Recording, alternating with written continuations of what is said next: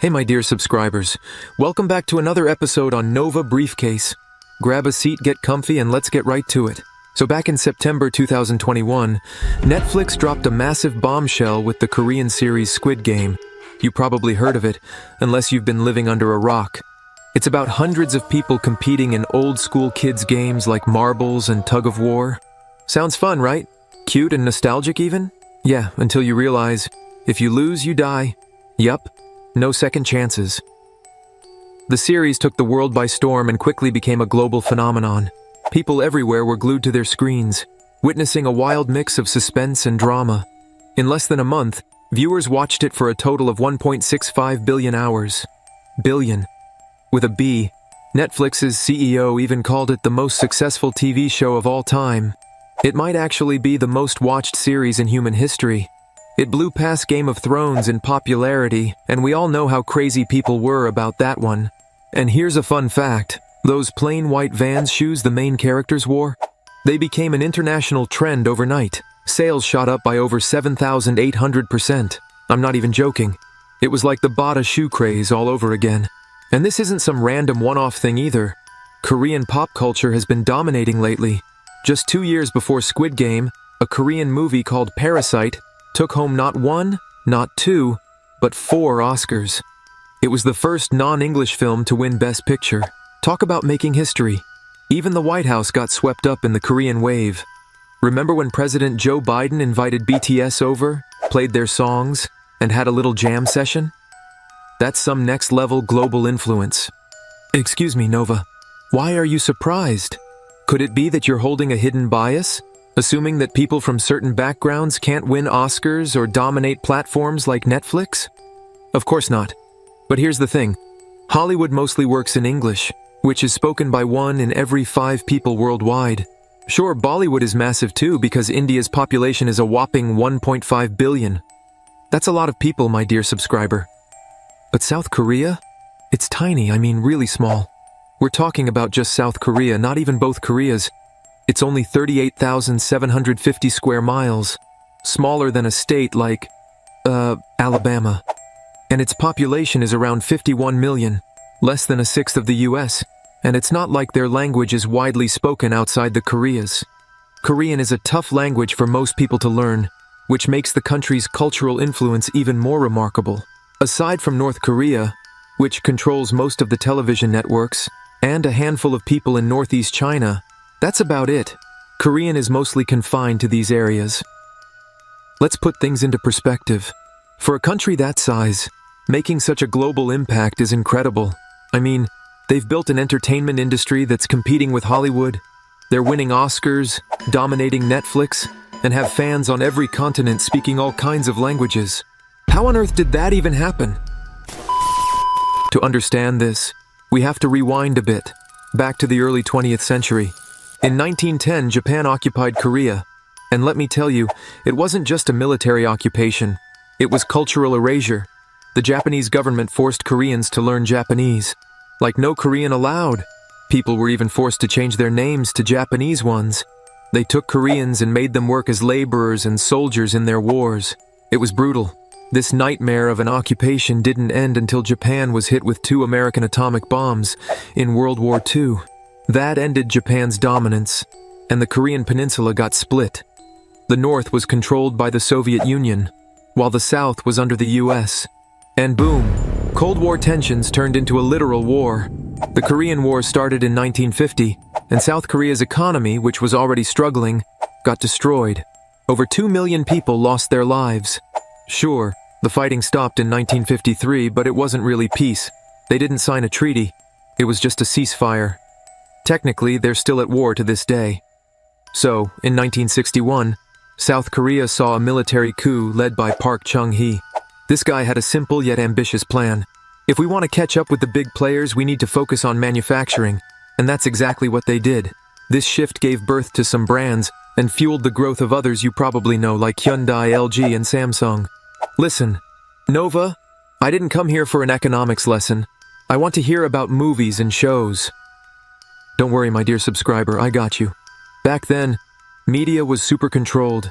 The government basically ran the show with its own broadcasting station, KBS, which still exists today, by the way. It was mainly a propaganda tool showing off national achievements. But by the late 60s, things started to loosen up a bit. Private broadcasters like MBC and TBC were allowed to enter the scene. And that's when TV started reflecting real Korean life.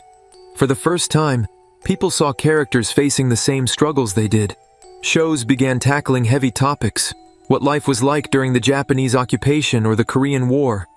Koreans connected deeply with these dramas because they felt real and relatable.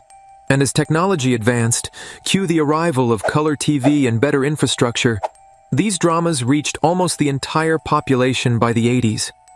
By the 90s, things took an even bigger leap. The country had gone through political instability, and media censorship started to ease up. This gave room for new types of dramas to emerge, like romantic stories, alongside the historical dramas people already loved. At this point, it was still a local phenomenon. Korean dramas were growing steadily, but it was all happening within Korea. It was like a small seed of art, nourished by its own people, slowly taking root. But everything was about to change thanks to dinosaurs. Yep, dinosaurs. In the 90s, the biggest movie in the world at the time, an American film, was released in Korea. No way, Nova! The Rock's masterpiece Tooth Fairy was released in Korea? First of all, that movie wasn't even from the 90s. And second, it's not really about dinosaurs. And third, it's definitely not a masterpiece. The movie I'm talking about is Jurassic Park. So here's the thing. In 1994, a report from a Korean presidential advisor stated that the profits from this movie were equivalent to selling 1.5 million Hyundai cars. And keep in mind, Hyundai is one of Korea's most valuable exports. So, when a bunch of Americans film a bunch of CGI dinosaurs, not even real ones, and make more cash than the country's pride product, yeah, looks like we're definitely the joke here. That was a wake-up call. The Korean government realized that entertainment could be just as big an industry as their traditional heavyweights, like cars or chemicals. They decided to pour billions into the entertainment industry, saying, forget just factories. Let's invest and make blockbuster movies, ones that'll bring in more profit than cars. Let's make our own Tom Cruise and Tom Hanks. But suddenly, bam, the 1997 Asian financial crisis hit. The Korean economy took a beating. They were in trouble and had to borrow $57 billion from the IMF just to stay afloat. Of course, this damaged their image as a strong, attractive place for investors. You might be thinking, okay, so they ditched all that cultural stuff to focus on surviving, right? Wrong. The Korean government had a different plan. They realized they needed to rebrand their global image, and here's the twist. Cars and chemicals weren't going to do it. Art was. When Kim Dae-jung became president in 1998, he made it clear in his inaugural speech that the plan was to globalize Korean culture. And by globalize, he didn't just mean waving a flag and saying, hey, my culture's cool, please come over, visit me, follow and subscribe. Nah, every country does that. What he meant was creating art that could genuinely connect with people all over the world, even if they didn't speak the language or know the culture. The idea was to make people chase after Korean culture, not the other way around. A bold move, right? Alright, my dear subscriber, Korea didn't just sit still. It started taking its drama on a little world tour. Let me walk you through how Korean drama, or as fans love to call it, K-drama, started making waves around the globe. First stop, China, 1997. The very first Korean drama aired there, called What is Love? It was this heartwarming family series about a married couple from two very different families, one super open-minded, the other more conservative. And guess what? The Chinese audience ate it up. They loved the relatable, down-to-earth vibe of K-dramas, especially compared to the more rigid, government-controlled shows they were used to. It wasn't overly flashy or unrealistic either. It felt like home. People saw their own lives in these stories. Traditional values, family dynamics, and that tug-of-war between staying rooted in the past and evolving for the future. Plus, K-dramas, unlike Western individualism, leaned into Confucian traditions, which emphasize family, respect for elders, and shared values, things that resonated deeply with Chinese culture. Even small details like the main character taking off his shoes in the house hit close to home for the audience. Check this out. What is Love got a 15% viewership rating. Let me translate that. 15% of everyone watching TV at the time in China was tuned into that show. And keep in mind, this was back when TV was pretty much the only thing people had. No smartphones to distract them. That's huge. It became the second highest rated foreign show ever in China, and it didn't stop there. Another series, Wish Upon a Star, kept the K-drama fever burning. For the first time, when the Chinese decided to open up more instead of getting all westernized, they got Koreanized. They started copying Korean culture. Young Chinese guys started dyeing their hair like the members of HOT, a popular Korean boy band. Korean music had officially taken over, and people were hooked. It wasn't just entertainment either. Korean products started flooding in. A huge mall dedicated to Korean goods popped up in Beijing, and people were all over it. By 2003, even Hyundai Motors was competing head-to-head with Western brands in China. So here we are, a small country like Korea leaving a massive cultural footprint on a giant like China. That's what they call Hallyu, the Korean wave. And for now, my dear subscriber, Korea has officially conquered China, culturally at least. Let's move on, my dear subscriber, to the next stop on this Korean drama tour, Japan. Now, Japan's a tricky one. We're talking about a country that once occupied Korea and forced its people into labor. There's some heavy history here. According to researcher Kim Yoon-sil, a lot of Japanese people back then carried prejudices against Koreans. Wait a minute, weren't these people basically our slaves once? Yeah, not exactly the warmest welcome for Korean culture. And let's not forget, Japan wasn't just a global industrial powerhouse. It also had an entertainment industry that totally dwarfed Korea's at the time. So, the odds weren't exactly in Korea's favor. But then came Winter Sonata, a simple romantic drama. Not about war, not about history, just a love story. It's about a young engineer haunted by her first love's death, who suddenly meets a guy who looks just like him. Sounds straightforward, right? The show was already a hit in Korea, but in Japan, oh, it blew up. And get this, it aired around midnight. Midnight. Yet somehow it became a massive cultural phenomenon. People loved it so much they demanded it be broadcast twice a year. The show's lead actor, Bae Yong-joon, became a sensation. They nicknamed him Yon-sama. And Sama, that's a title the Japanese usually reserve for emperors. Even the prime minister joked, somewhat begrudgingly, that Yon-sama was more popular than him. And honestly, he wasn't wrong. Here's how big this got. One time, they postponed an episode to air the Prime Minister's official visit to North Korea, a major diplomatic event. And guess what? The broadcasting company got over 3,000 complaint calls. People were furious. It didn't stop there. When Bae Yong-joon visited Japan, thousands of fans packed Haneda Airport just to catch a glimpse of him. It got so chaotic, airport traffic was completely paralyzed. The police tried to intervene, but it was useless. Some fans even got injured in the frenzy, and a few were accidentally hit by his car as he left.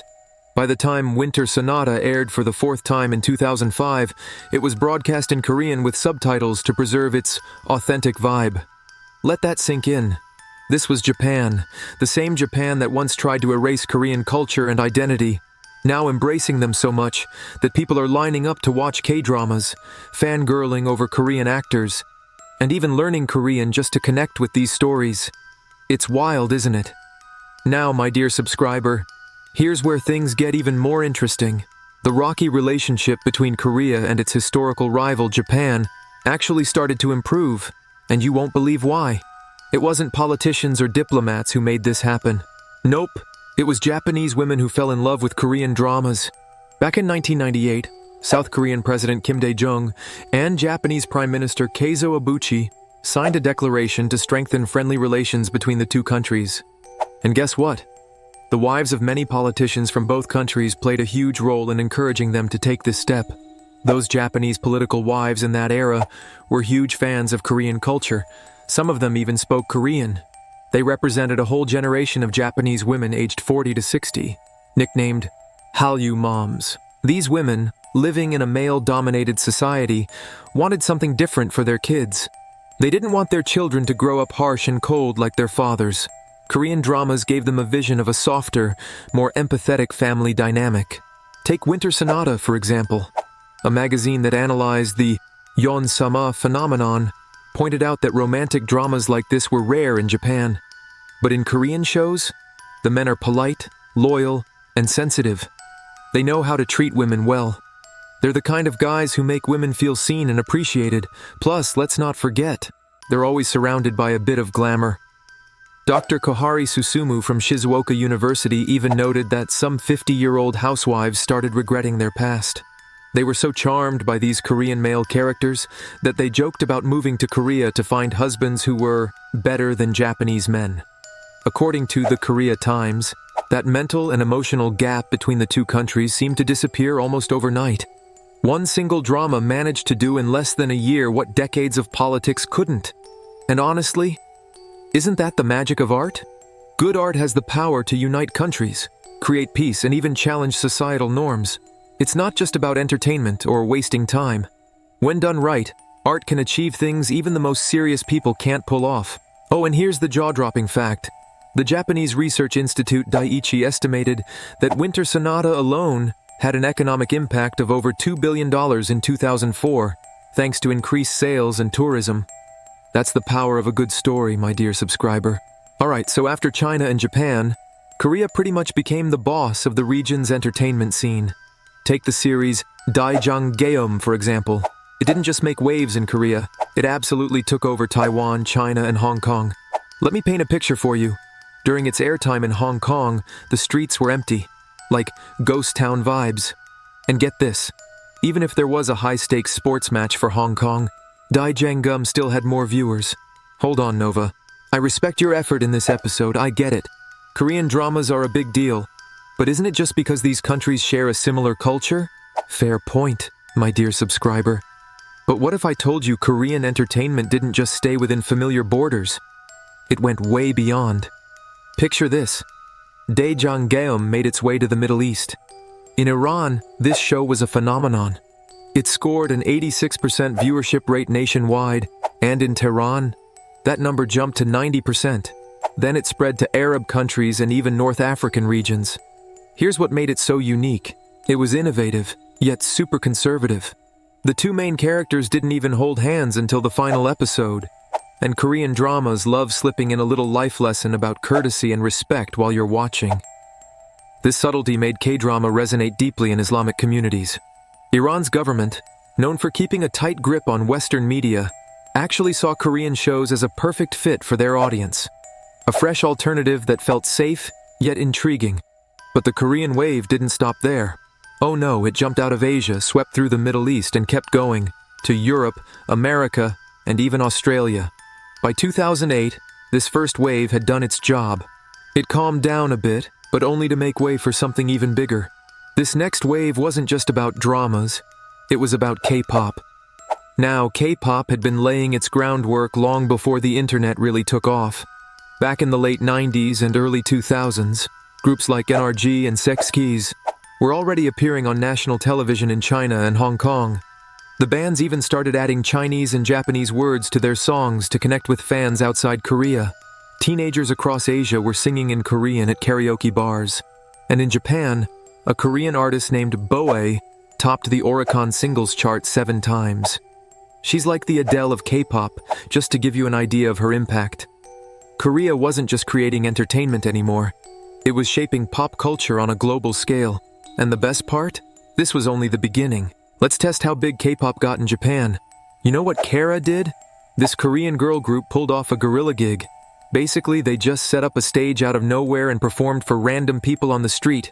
No big announcements, just word of mouth. The result? Absolute chaos. Thousands of fans showed up, and the performance, which was supposed to last 30 minutes, got shut down after just 3 minutes for safety reasons. The very next day, they dropped a song called Mr., and it shattered records for foreign artists in Japan. Now, once the internet started spreading like wildfire, K-pop became the face of Korean culture. And the Korean government? Oh, they were all in.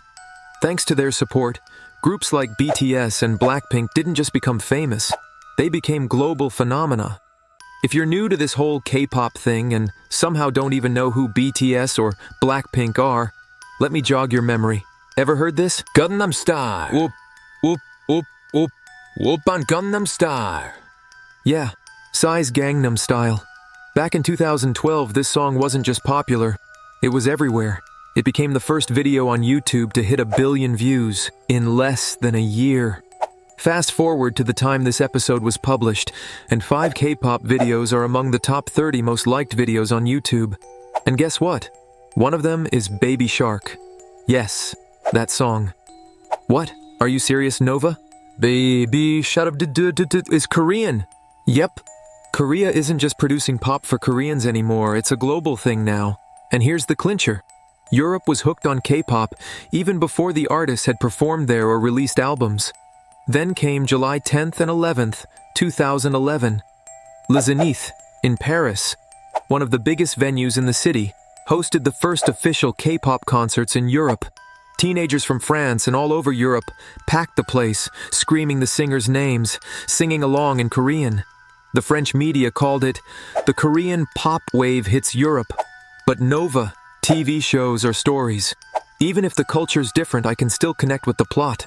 But music? How can I love a song when I don't even understand the lyrics? Great question, my dear subscriber. It's not always about the words. It's about the vibe, the rhythm, the beat. Music has a way of cutting through language barriers. That's the magic of it. Let's break down K-pop music for a second. It's not just one style, it's a mashup of genres. Imagine tossing rock, pop, hip-hop, and even traditional Korean music into a blender. Then, sprinkle in some super catchy, repetitive melodies, the kind that stick in your head for days. They're called earworms, and trust me, they're not accidental. These hooks are designed to light up your brain's reward system and make you feel good. Oh, and language? K-pop doesn't stick to just Korean. Take BLACKPINK, for example. They've got this one lyric, "How you like that? Gotta like that. Nova, is this the Korean music that's taking over the world? Yes, I know my singing doesn't do it justice.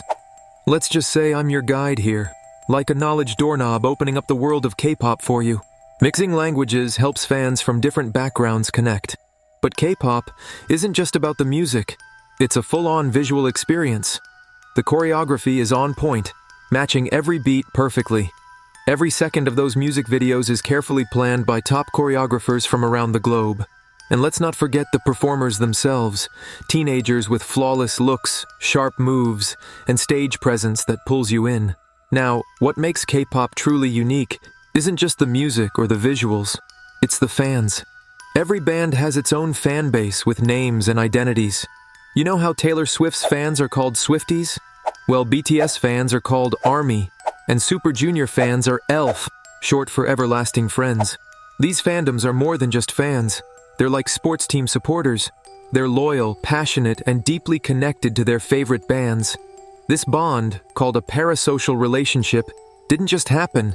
It's the result of brilliant marketing from Korean entertainment companies. Entire industries are built around it. Wait, Nova, does this mean K-pop took over and left K-dramas in the dust? Not at all, my dear subscriber. K-pop didn't replace K-dramas, it complemented them. In fact, K-dramas leveled up with the rise of streaming services. When Netflix came into play, it introduced shows like Descendants of the Sun to a global audience. That show alone racked up an insane 2.3 billion views since its release. Before we move on, my dear viewer, don't be a stranger. Take a moment to drop a comment below with your favorite K-pop band or artist and your top 5 K-drama picks. Don't hold back, I'm definitely excited to see your list. Now, let's talk about what happened during the COVID-19 pandemic. With everyone stuck at home, glued to their screens, K-dramas saw a massive surge in views. In Asia, the numbers quadrupled. In places like Canada, the US, Spain, and Portugal, views more than doubled. 2.5 times to be exact. Korean TV shows leveled up during this time, becoming global productions. Take Crash Landing on You, for example. It's about this South Korean girl who accidentally parachutes into North Korea, where she meets a soldier. Now he's supposed to turn her in, but instead, he falls for her and ends up protecting her. A huge part of the series was filmed in Switzerland, showing how Korean dramas have gone international. And the results? The production company behind the show saw a whopping 71% jump in profits in 2020 because of the insane demand. According to Netflix, 60% of its subscribers in 2023 had watched at least one Korean TV show. 60%! That's out of nearly 300 million subscribers. Do the math. That's a lot of people. So, after the colossal success of Squid Game, Netflix decided to go all in, investing $2.5 billion in Korean content. Other platforms like Apple TV, Disney Plus, and HBO quickly followed suit, pouring money into Korean dramas. But wait, the Korean wave isn't just about TV shows. It's movies, novels, food, restaurants, and even beauty products. Did you know South Korea is one of the world's top destinations for cosmetic surgery? People see those flawless faces on screen and think, I want to look like that. Okay, Nova, but why are American streaming services being dominated by content from a country with only 51 million people? It's not like China or Japan. What's the secret this time? Ah, my dear subscriber, it's not about writing stories that Hollywood couldn't come up with. It's about the magic behind these stories. If you're new to Korean dramas, you might notice they revolve around a few recurring themes. There's always the rich, charming protagonist and the poor, complicated girl. They bicker, they tease, and then one rainy day, he holds an umbrella for her. Suddenly, they remember they met in kindergarten. He visits her humble family, eats traditional food, and gets a taste of the simple life. And of course, there's always a love triangle. It's classic. The second guy, kind, supportive, and head over heels for the girl, never stands a chance.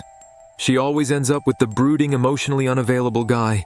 They'll break up in the second to last episode only to get back together in the finale. Nova, you just spoiled every Korean drama ever.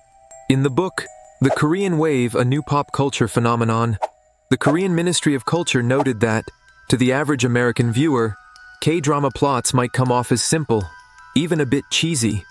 But guess what? That's exactly why they're so comforting. Fans often say they're hooked on K-dramas because of the raw emotions they portray.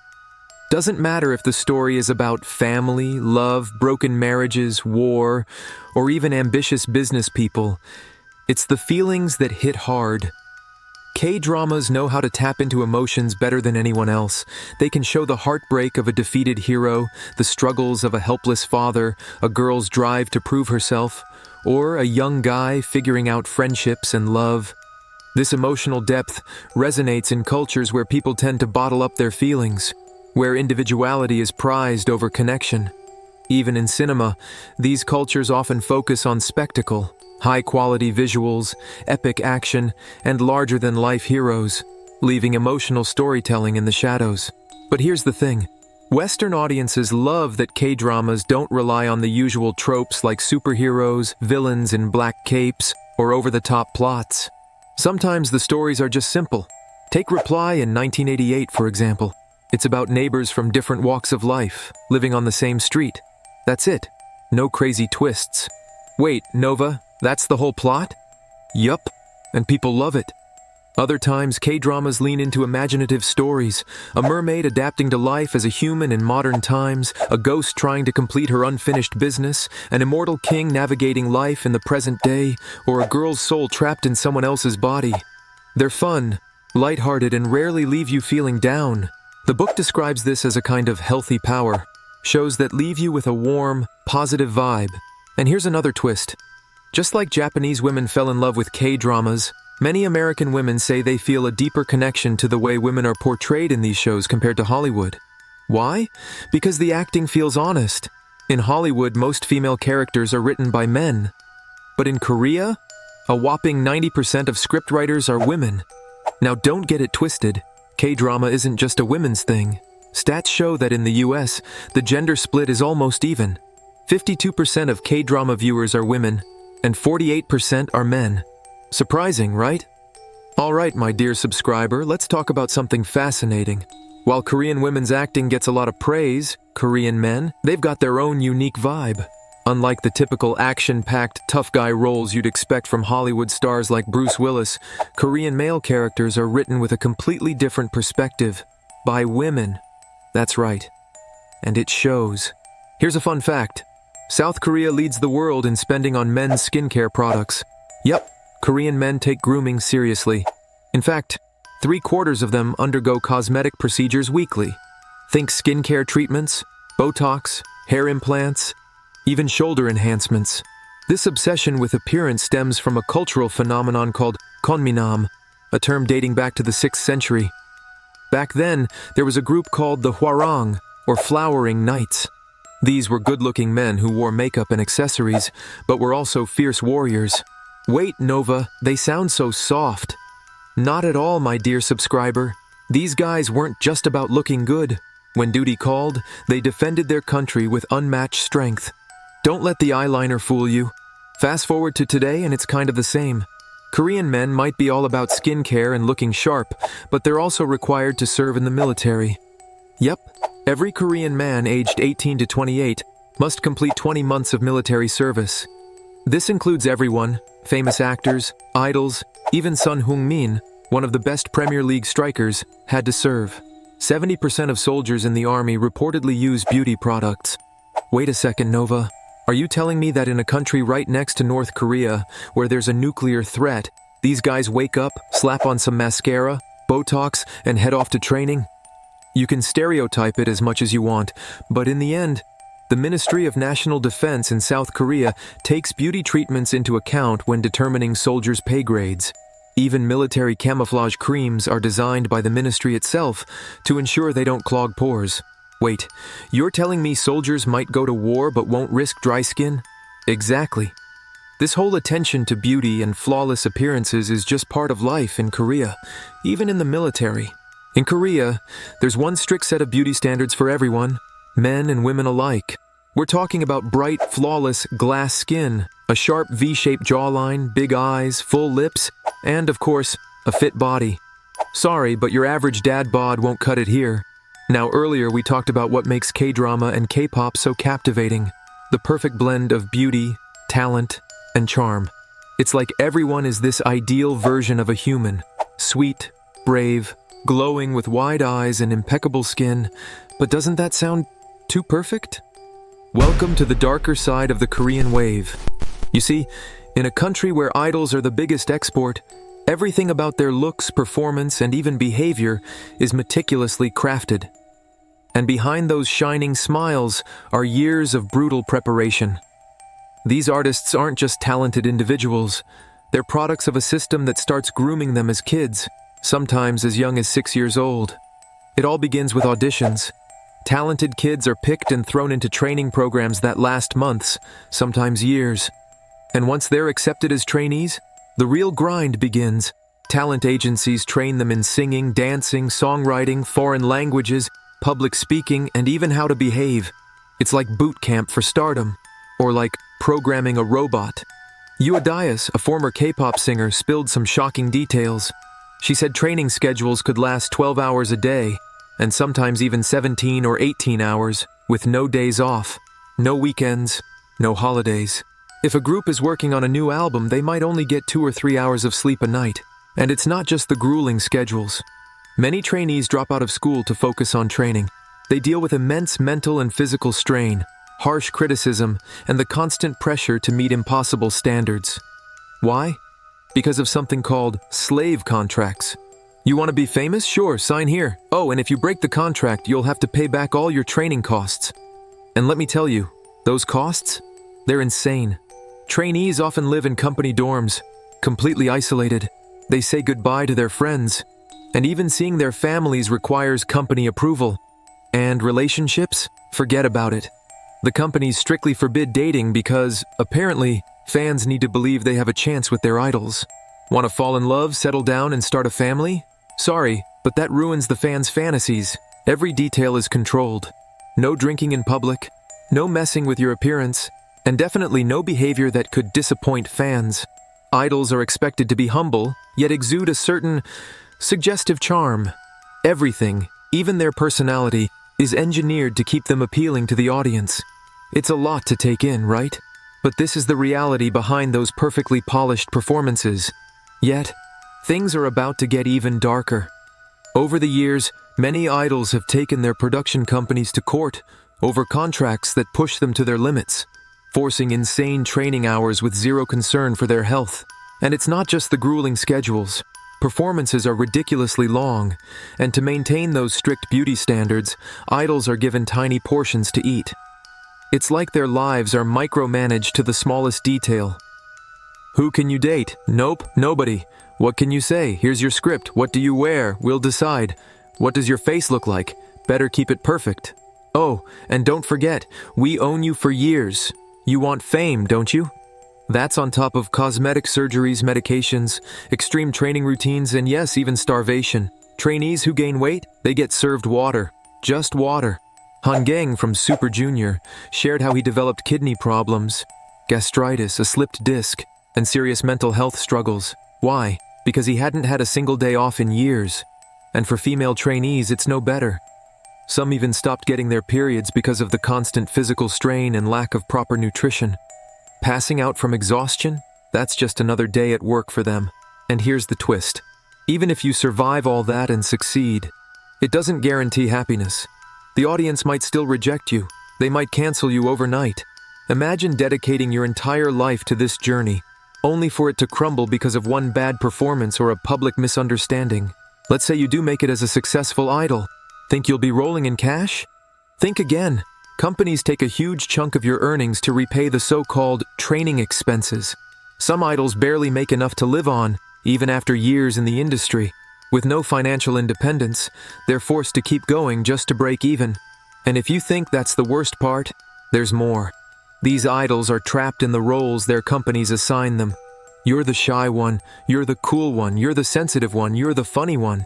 They're expected to stick to these personas everywhere they go, on stage, in interviews, even in their personal lives. This destroys their sense of self, leaving them with identity crises that many can't recover from. Tragically, some idols end up taking their own lives. It's heartbreaking, isn't it? But hey, my dear subscriber, just like those feel-good endings we usually see in Korean dramas, I've got a glimmer of hope for you at the end of this story. Experts believe that the real power lies in the hands of the fans. If fan bases take the time to understand the harsh realities their idols face, they could demand better treatment. They could push these companies to respect human rights and ditch those cruel contracts. After all, what's the point of creating a perfect product if it destroys the person behind it? K-pop fans, yeah, the Koreaboos, have always been the heart and soul of this industry. Researchers say these fans show remarkable emotional flexibility, loyalty, and a deep sense of belonging. Beneath their obsessive love for their idols, there's this genuine desire to be part of something bigger, a community bound by shared love for art and artists. And you know what? These fans have already proven they can create real, positive change. They've done it before, and they can do it again. If they unite and demand it, they could reshape the entire industry. Remember, at the end of the day, the audience has the power to influence what they consume. Industries always adjust to what people want. South Korea's journey itself is nothing short of incredible. In just a few decades, they went from a country ravaged by colonialism, war, and political chaos to becoming a global economic powerhouse. And with the rise of the Korean wave, they've positioned themselves as one of the world's most influential cultures. Once upon a time, Koreans felt like their culture was fading into insignificance. But now, they're setting global trends. Yet, here's the thing. Sometimes the chains aren't from colonialism or war. Sometimes they come from success itself. It's a trap that, in the pursuit of maintaining it, can strip away pieces of humanity. Maybe it's time for the Korean wave to embrace a bit more heart, to become not just powerful, but also humane. That's it for today's episode, my dear subscriber. This is Nova from Nova Briefcase. If you enjoyed hanging out with me, don't forget to smash that like button, subscribe if you haven't already, and let me know your thoughts in the comments. I'll catch you in the next episode. Bye for now.